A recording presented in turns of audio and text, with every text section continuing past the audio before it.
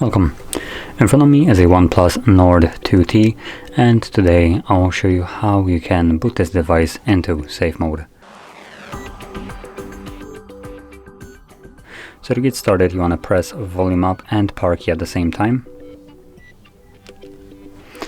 And this will bring up boot options, so from here hold power off. This in turn will bring up this window, reboot to safe mode, confirm by tapping on OK. And it will initiate a reboot, which once the device boots back up, it will then be in safe mode, which you should be able to see like a rating right here that will be permanently visible in this mode.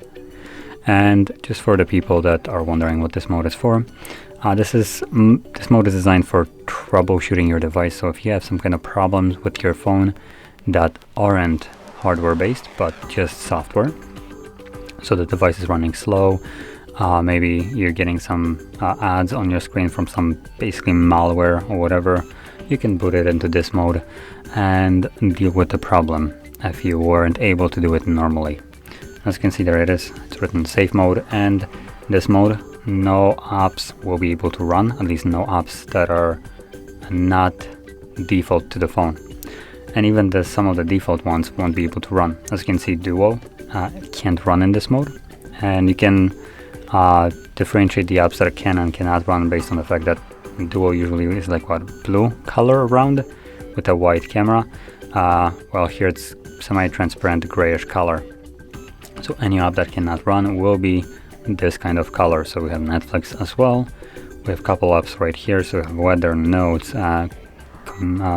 community, whatever the heck that is, clone phone, and that should probably be accessible, but whatever.